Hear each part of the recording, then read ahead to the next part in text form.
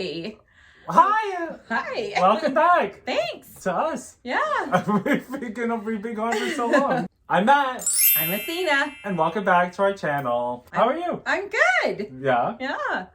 Yeah, I'm good and I'm happy. Thank you. I think we're both I'm very doing like denim today. Yeah, denim. and I got the suede on, and we're you feeling got very the, like the bolo, or what is this thing? This is a I don't know, a scarf. A scarf. They call it something. Well, you've been watching. What is it? Yellowstone? What's the show? Oh yes, I've been watching Yellowstone. So Love she's been obsessed with Yellowstone. So I think we're kind of we're in the Yellowstone mood, maybe. It's in Montana. Oh, just so you know. Montana, then even better, even more so. We were in Las Vegas market last week, which was a lot of fun. Very busy, and we saw a lot of great things. And we had one of our most amazing clients meet us there. Yes, we did. And her husband, wonderful. And her husband, yeah. And they were such troopers because it can be really overwhelming. And very tiring. Because there's so many, there's these big buildings and every floor is a showroom. There's so many showrooms. I've gotten now 4 emails from them just saying how thankful they were. Oh, really? They felt blessed that we took them there and they were able to find some just over-the-top wonderful things. Yeah. And so that makes us very happy, doesn't it? And they're very sweet. So today we decided, you always have surprises for me. We are going to talk about trends for 2022. Okay. I mean, why not? Yes. Everyone loves a good trend. Everyone wants to know what's happening. Well, yeah, right, because it kind of gives you a vision for like maybe some decisions that you're going to be making here. Yes. That are important. So whether you're doing a new build, a remodel, thinking about sprucing up, a place in your home, it's always good to know. According to some of our leading industry sources, we've identified the most popular design trends for 2022. Great.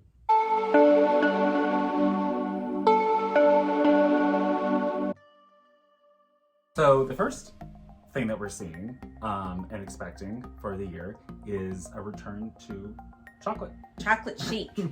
Chocolate chic, yes. Chocolate is my favorite food group. Chocolate chic, as they're calling it, is coming back, and it is not going to be paired this time with avocado and orange shag rugs. No, this is not. When I first saw this, I was like, I kind of look. I mean, I think I was just born. Yeah. But I was like, I PTSD Orange anyway. shag is out. Yeah, we're not going to do a 70s revival. But it's going to be more natural this time. Yeah. Yes. Yes. And it's going to be paired with natural elements like reclaimed wood, neutral nebby fabrics. Yeah, we love a good rattan. Yeah. Right. And a cane weave. Yes. Like those types of things that are very natural that you see in the earth. Yes. So it is going to relate more to the earth and be paired with finishes that are more natural. Yeah. So.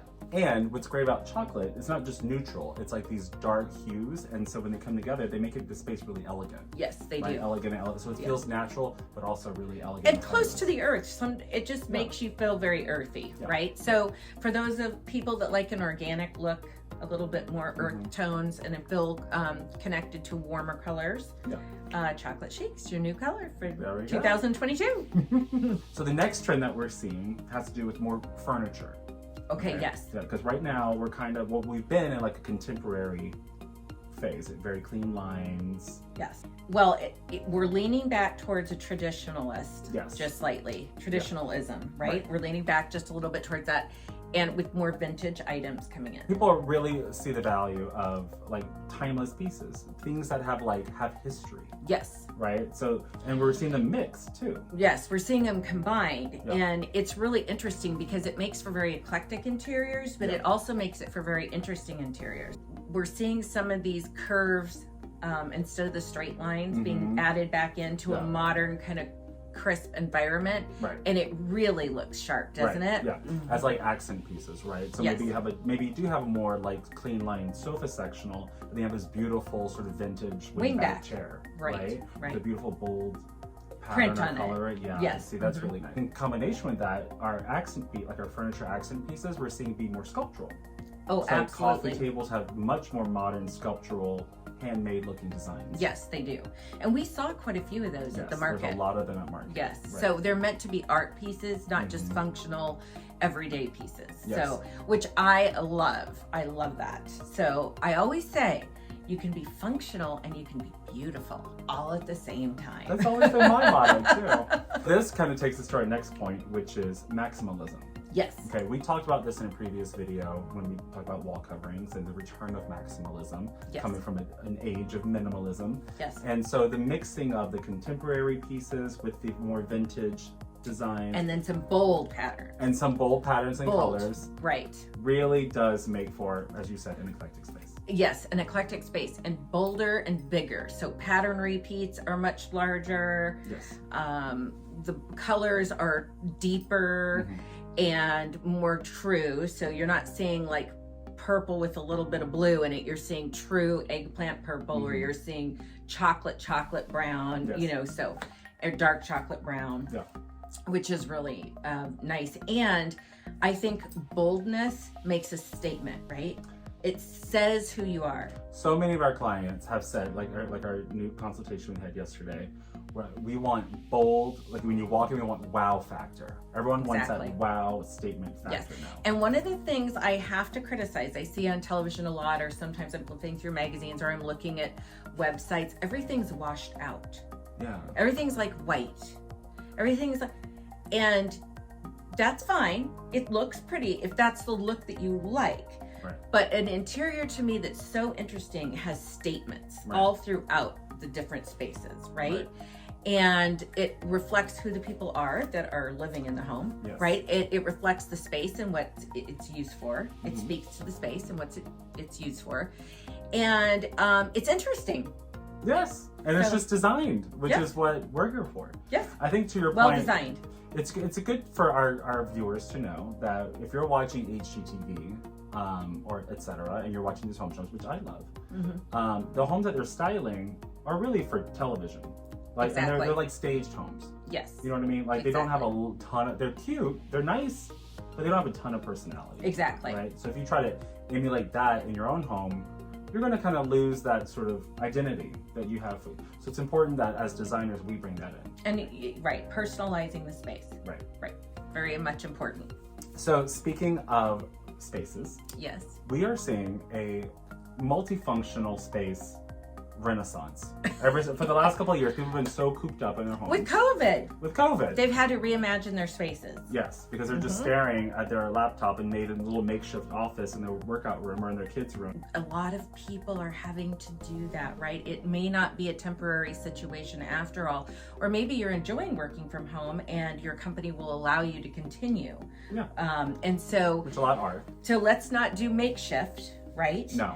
Let's put a space together that functions well and is comfortable for you and looks good. Yeah. And it's not just office spaces too. I mean, that's obviously the biggest one, but people are just kind of saying, how can I maximize my space? Yes, you know, absolutely. Working out, I see a lot of like gyms. So the last thing that we'll talk about that we're seeing, and even before looking at our sources for this video, I had a suspect that this was coming up.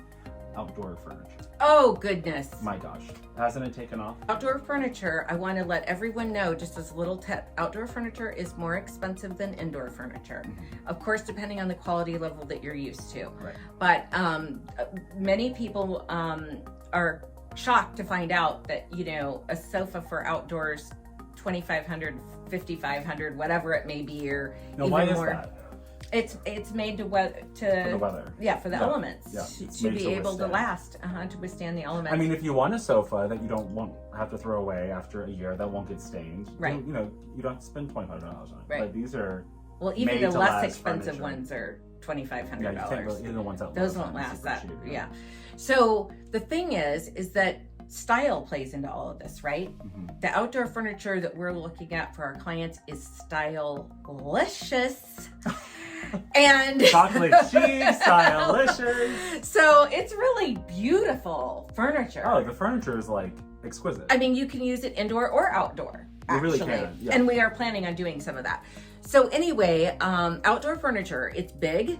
It's expensive, but it's fun because so many of us, especially living here in Arizona and other places, California, whatnot, use those patios and those outdoor spaces, except for just a few months out of the year. Yeah. So, I mean, again, it has to be able to stand the test of time because of the cost involved, and it's the manufacturing and it's the designing and it's all those layers that create those higher price points.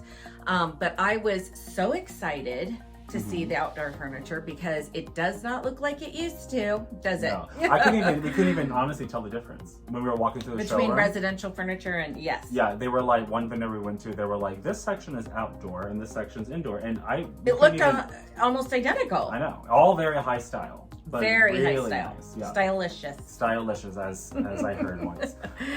So an investment, and if you have an outdoor space or you live in a climate where you like to entertain out or just kind of hang outside, you want to elevate that space, outdoor furniture in general is becoming a really huge. big investment. I love beautifully designed outdoor spaces. Yes. Of course. I love them. I feel like people really connect with those outdoor spaces, and especially now with all of the things that are being offered style-wise, you can create any look that you really want with the outdoor spaces, very resortish or very casual or just whatever you want. But the beautiful pieces that are being offered right now in the design industry for specification for projects they're amazing. Yeah. Okay, good. So that was fun. It's always good to know what's happening in the design industry. We love sharing that with you guys. If you are interested to learn more about these trends or think like, oh, how can I need to make more of a multifunctional use in my space? How do I do that? Feel free to reach out to us. We're here for you. And make sure that you always remember, if you think it's helpful to share these videos with your friends and family or coworkers, we'd love for you to share the videos so that it might help them with some ideas as well. Yeah. And also we hope that it's engaging you enough to be able to understand the professional design industry and what an impact it makes. And we hope that you just have fun with us. Yes. Because we like doing it. So like and subscribe and share. All right, we'll see you later. Thank you. Thank you for watching. Bye-bye. Bye.